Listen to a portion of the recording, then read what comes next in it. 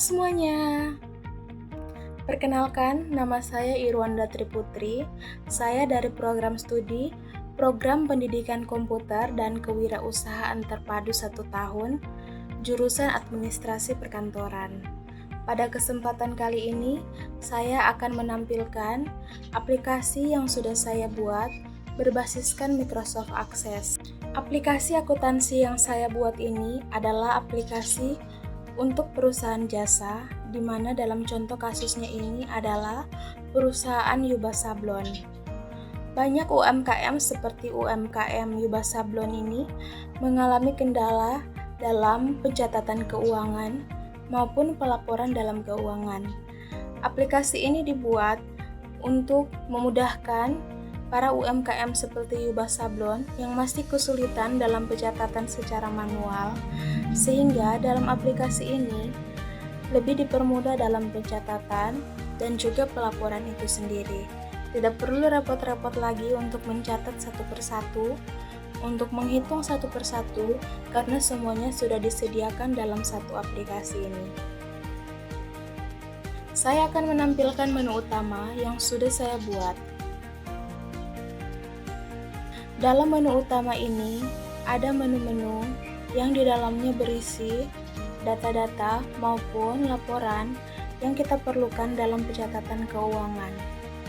Saya akan membedah menu utama pada aplikasi akuntansi Yuba Sablon yang sudah saya buat ini. Dalam menu utama ini, ada beberapa menu. Kita akan bedah satu persatu.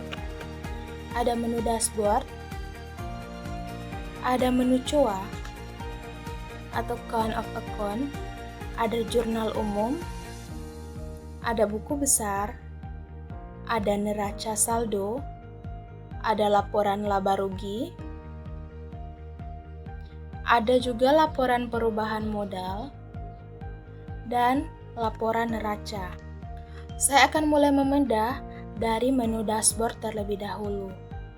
Jadi, menu dashboard ini adalah untuk menampilkan ringkasan atau hal-hal utama yang langsung ditampilkan di halaman utama. Pada contoh kasus yang saya buat ini, saya menampilkan sumber pendapatan pada bulan Januari.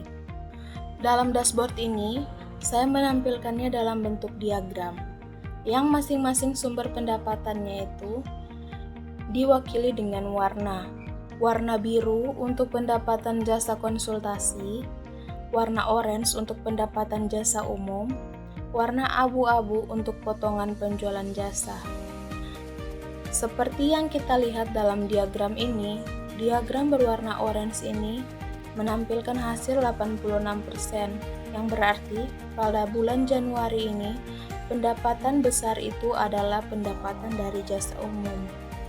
Baik, pada menu dashboard ini bukan hanya bisa menampilkan diagram seperti ini, kita juga bisa menampilkan seperti misal contohnya kas utama atau piutang usaha, yang pokoknya dalam dashboard ini kita bisa menampilkan hal-hal penting atau hal-hal apa yang bisa kita langsung lihat pada menu utama.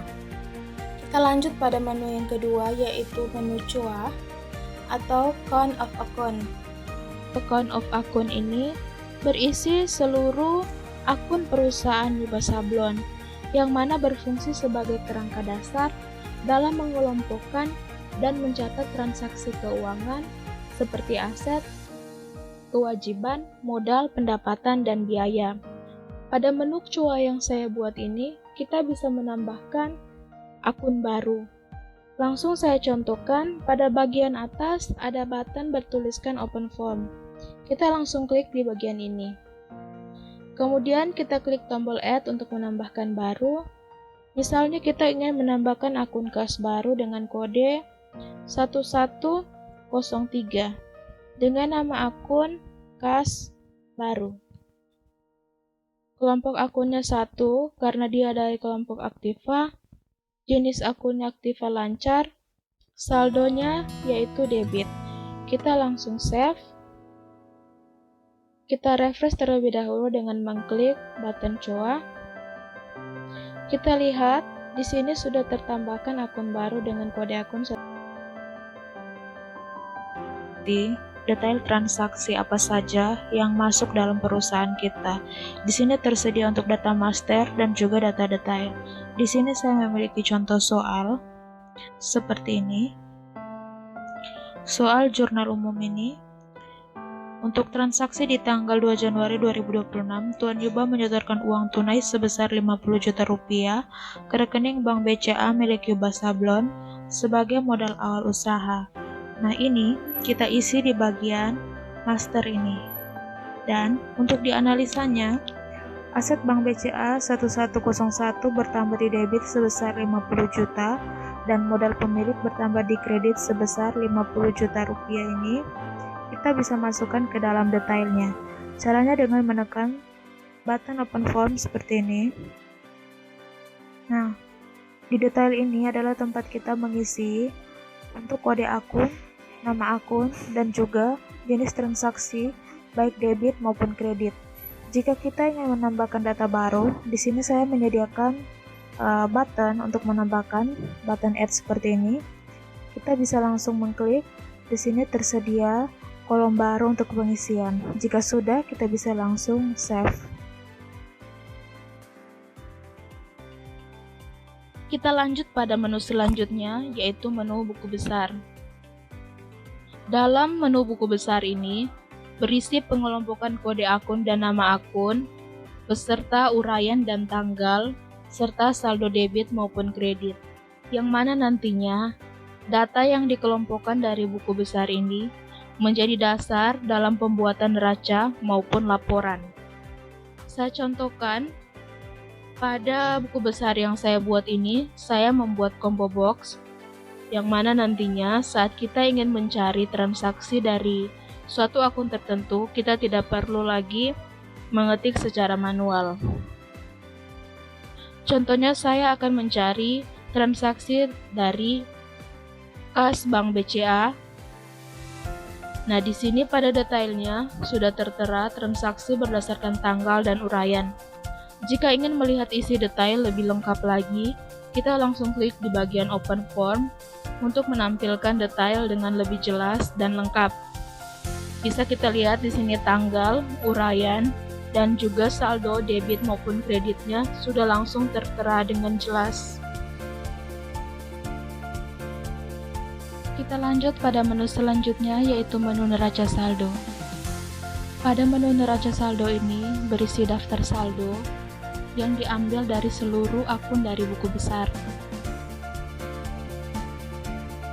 Fungsi utama dari neraca saldo ini memastikan total saldo debit dan total saldo kredit itu seimbang atau balancing.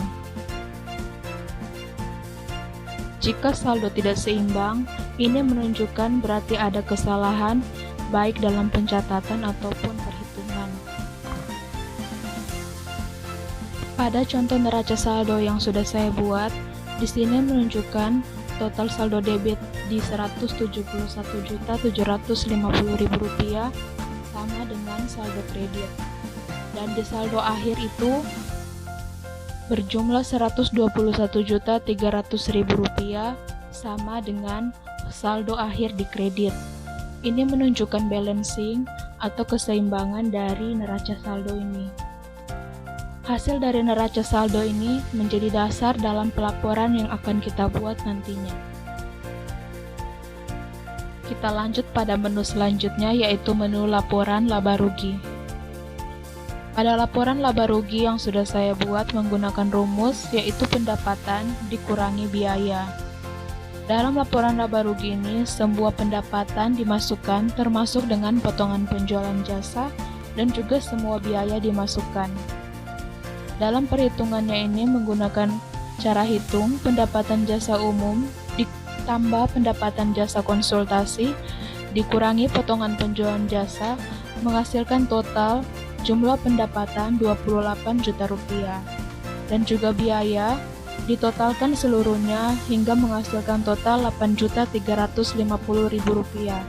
Kemudian untuk mendapatkan hasil laba dengan cara pendapatan kita kurangi dengan jumlah biaya sehingga menghasilkan laba Rp19.650.000. Hasil dari laporan laba rugi yang kita buat ini akan kita masukkan lagi pada laporan perubahan modal. Kita lanjut pada menu selanjutnya, yaitu menu laporan perubahan modal. Pada laporan perubahan modal yang saya buat, dimasukkan modal pemilik sebesar 50 juta rupiah, prive atau pengambilan dari pemilik 1.500.000, dan juga ikhtisar laba rugi diambil dari hasil laporan laba rugi sebelumnya. Cara penghitungannya yaitu modal pemilik dikurangi prive ditambah ikhtisar laba rugi mendapatkan total modal akhir Rp68.150.000.